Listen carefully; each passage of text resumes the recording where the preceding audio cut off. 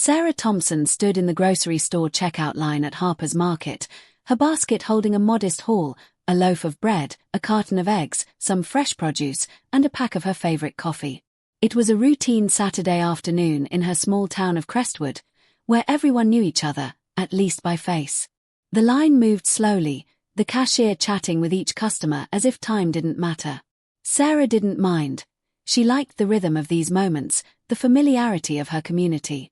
Ahead of her, an older man fumbled with his wallet. His hands trembled slightly as he counted out crumpled bills and coins, his grocery basket containing only the essentials: a small bag of potatoes, a can of soup, a loaf of white bread, and a single apple.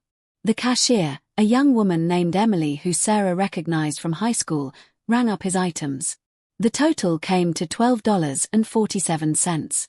The man's face fell as he realized he was short, his voice low and embarrassed as he apologized and began to push the apple aside. Sarah didn't hesitate. She stepped forward, her voice calm but firm. "I've got it," she said, pulling out her debit card and handing it to Emily before the man could protest. He turned to her, his weathered face a mix of surprise and gratitude. His eyes, a pale blue, seemed to carry a weight Sarah couldn't quite place. "You don't have to do that," he said, his voice rough but kind. "I'm fine, really." "It's no trouble," Sarah replied with a smile. "We've all been there." The man hesitated, then nodded. "Thank you, miss. That's real kind of you." He gathered his small bag of groceries and shuffled toward the exit, glancing back at her once before disappearing into the parking lot. Sarah didn't think much of it after that. She paid for her own groceries, exchanged a few words with Emily about the weather, and headed home to her small house on Maple Street. It was a cozy place, a rental she'd lived in for the past 3 years since moving back to Crestwood after college. At 27, Sarah worked as a graphic designer, mostly freelancing from home, which suited her quiet lifestyle. She liked her routine: coffee in the morning, work at her desk by the window, and the occasional walk through the nearby park. By late afternoon, she was settled on her couch, laptop open, working on a logo for a local bakery. The day felt ordinary, the kind of day that blends into the background of a life well lived. She sipped her coffee, the sun dipping low outside, casting long shadows across her living room. That's when she heard it, a low, steady hum, like the sound of multiple engines approaching. Sarah glanced out her front window. 3 black SUVs, identical in their sleek design, rolled to a stop in front of her house. Their tinted windows reflected the fading light, giving nothing away. Her heart gave a quick thud. Crestwood wasn't the kind of place where you saw vehicles like this. Most people drove pickup trucks or family sedans, not these imposing, polished machines that looked like they belonged in a city or a government motorcade. She set her laptop aside and stood, her pulse quickening. The doors of the SUVs opened almost in unison, and 6 men stepped out. They were dressed in dark suits, their movements precise, almost rehearsed. One of them, taller than the others, with a sharp jawline and sunglasses despite the dim light, approached her front door. The others stayed near the vehicles, scanning the street as if expecting trouble. Sarah's mind raced. She wasn't expecting visitors, and she didn't recognize these men. Her first thought was that something was wrong, maybe a mix-up, or worse, something tied to her work. Had she accidentally crossed someone with a design project? It seemed absurd, but her thoughts spiraled as the doorbell rang. She hesitated, then opened the door just enough to see the man in sunglasses. Up close, he was even more imposing, his expression unreadable. "Sarah Thompson?" he asked, his voice clipped and professional. "Yes," she replied, her throat dry. "Can I help you?" "My name is Agent Carter," he said, removing his sunglasses to reveal piercing green eyes. "We need to speak with you. May we come in?" Sarah's instinct was to say no, but something in his tone, calm but insistent, made her pause. "What's this about?" she asked, keeping her hand on the door. "It's about the man you helped at Harper's Market today," he said. "We need to discuss what happened." Her stomach dropped. The old man. How did they know about that? She hadn't told anyone, and Emily wasn't the type to gossip. "I don't understand," she said. "It was just a small thing. I paid for his groceries." That's all. Agent Carter's expression didn't change. It's more complicated than that, Ms. Thompson. Please, this won't take long. Against her better judgment, Sarah stepped aside and let him in, along with one other man who introduced himself as Agent Daniels. The others remained outside, standing by the SUVs like sentinels. She led them to her living room, where they sat on her worn leather couch, looking out of place in their crisp suits. Ms. Thompson, Agent Carter began, the man you helped today is someone we've been tracking for a long time. His name is Edward Grayson, though he likely didn't give you his real name. A person of interest in a sensitive matter. Sarah frowned, trying to process this. He was just an old man buying groceries.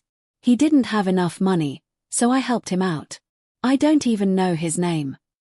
Agent Daniels, who had been silent until now, leaned forward. Did he say anything to you? Anything unusual? Did he give you anything? No, Sarah said, shaking her head. He just thanked me and left. That's it. The agents exchanged a glance, and Sarah felt a chill. There was something they weren't telling her, something big. Why are you here? She pressed. What's going on? Agent Carter hesitated, then spoke carefully. Edward Grayson is connected to a network we've been monitoring. We can't share details, but your interaction with him today may have put you on their radar. Whose radar? Sarah asked, her voice rising. What network? I don't understand any of this. We're not entirely sure yet, Agent Daniels said, his tone softer than Carter's. But we believe Grayson may have been testing you, or using you as part of something larger. We need to know everything that happened in that store, down to the smallest detail. Sarah recounted the encounter, her mind replaying every moment. She described the man's appearance, grey hair, stooped posture, the way his hands shook as he counted his money. She told them about the items in his basket, the way he looked at her when she paid, and how he left without another word. The agents listened intently, taking notes, their faces giving nothing away. When she finished, Agent Carter stood. Ms. Thompson, we're going to need you to come with us for further questioning. It's for your safety. My safety? Sarah's voice cracked. I didn't do anything wrong. I just helped someone. We understand, Agent Daniels said, standing as well. But we can't take any chances. We'll explain more at our office. Sarah's heart pounded. She wanted to refuse, to tell them to leave, but the sight of the SUVs outside and the agent's calm, authoritative demeanor made her feel like she didn't have a choice. Can I at least grab my phone? She asked. Agent Carter nodded. Make it quick. She grabbed her phone and keys, her hands shaking as she locked the door behind her. The agents led her to one of the SUVs, and as she climbed into the back seat, she glanced at her quiet street, now bathed in the orange glow of streetlights. Neighbors' curtains twitched, and she knew people were watching. Crestwood was a small town, and this would be the talk of the week. The drive was silent, the agents focused on the road. Sarah's mind raced with questions. Who was Edward Grayson? Why was he being tracked? And why did her small act of kindness feel like it had unraveled her life? The SUV pulled into a nondescript building on the edge of town, one she'd never noticed before. It looked like an old office complex, but the security cameras and reinforced doors suggested it was something more. Inside, they led her to a small room with a table and a few chairs. It wasn't like the interrogation room she'd seen in movies. No two-way mirrors, no harsh lighting, but it still felt cold and impersonal. Agent Carter sat across from her, while Agent Daniels stood by the door. Let's go over it again, Carter said. From the moment you saw Grayson in the store. Sarah repeated the story, her frustration growing. I've told you everything. I don't know what else you want from me. Carter leaned back, studying her. Did you notice anyone else in the store? Anyone watching you or Grayson? Sarah thought back. The store had been busy, with the usual Saturday crowd. She remembered Emily at the register, a few other customers in line, and an older woman browsing the produce section. Nothing stood out. No, she said. It was just a normal day. Daniels spoke up. Did Grayson touch anything in your basket? Did he hand you anything? No, Sarah said, exasperated. I didn't even talk to him until I offered to pay. He didn't come near my stuff. The agents exchanged another glance, and Sarah's patience snapped. You keep looking at each other like I'm hiding something.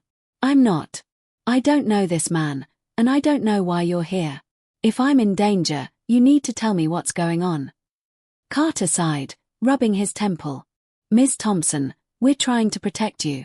Grayson is part of a group we've been investigating for years. They operate under the radar, using seemingly innocent interactions to move information or assets. Your act of kindness may have been interpreted as a signal, whether you meant it or not.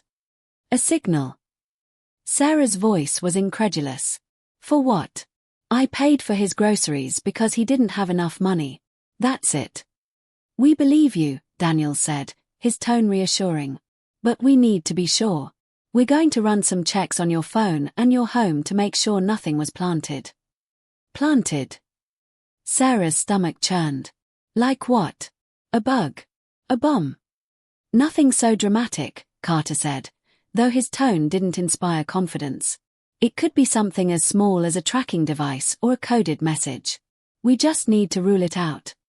They asked for her phone, and she handed it over reluctantly. Daniels took it to another room, leaving her alone with Carter. The silence was heavy, broken only by the faint hum of fluorescent lights overhead.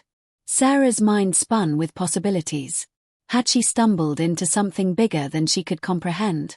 Was the old man really part of some shadowy network, or were these agents overreacting? After what felt like an eternity, Daniels returned with her phone. It's clean, he said. No unusual apps or signals. Carter nodded. We'll send a team to your house to check for anything out of the ordinary. In the meantime, we'd like you to stay here for a few hours. Stay here. Sarah's voice rose. I have a life. I have work to do. You can't just keep me here. It's temporary, Daniels said. We're trying to keep you safe. Sarah wanted to argue, but the weight of the situation pressed down on her. She nodded, feeling trapped. The agents left her in the room with a bottle of water and a promise to return soon. She sat there, staring at the blank walls, replaying the day in her mind. The old man's face kept coming back to her, those pale blue eyes, the way he'd looked at her, like he knew something she didn't. Hours passed, though it was hard to tell how many without a clock. Finally, Agent Carter returned, his expression slightly less tense. We've swept your house, he said. It's clean. No devices, no signs of tampering. So I can go home? Sarah asked, relief washing over her. Yes, Carter said. But we're assigning an agent to keep an eye on your place for the next few days, just to be safe. Sarah wanted to protest, but she was too tired. They drove her back to Maple Street, the SUVs pulling away as quietly as they'd arrived. The agent assigned to watch her house stayed in an unmarked car across the street, a silent presence that made her uneasy. That night, Sarah couldn't sleep. Every creak in her house felt like a threat, every shadow a potential intruder. She kept her phone close, though she wasn't sure who she'd call if something happened. The agents hadn't given her much to go on, just vague warnings about a network and a man named Edward Grayson. The next morning, she went back to Harper's Market, hoping to talk to Emily. Maybe the cashier had noticed something Sarah hadn't. But when she got there, Emily was pale, her usual chatter replaced by a nervous energy. Sarah, Emily said, glancing around as if someone might be listening. Those guys in suits came by last night, asking about you and that old man. What's going on? I wish I knew, Sarah said. Did you see anything weird yesterday? Anyone watching us? Emily shook her head. It was just a normal day. That guy, he comes in sometimes, always buys the same stuff. Never talks much. Sarah's heart sank. She'd hoped for some clue, something to make sense of the chaos. If you see him again, will you let me know? Emily nodded, but her eyes were wide with worry. Be careful, okay? Over the next few days, Sarah tried to return to her routine, but the agent parked outside her house was a constant reminder of the surreal turn her life had taken. She stopped going for walks, kept her curtains drawn, and double-checked her locks every night. The agents called once to check in, but they offered no new information, only repeating that she should stay vigilant. A week later, she saw him again. Not Edward Grayson, but another man, this one younger, maybe in his 40s, with the same pale blue eyes. He was in the park across from her house, sitting on a bench, reading a newspaper. Something about the way he held himself, the way his gaze lingered on her house, sent a chill down her spine. She didn't tell the agent outside. She didn't call Carter or Daniels. Instead, she watched from her window, her heart racing, wondering if her small act of kindness had pulled her into something she'd never escape.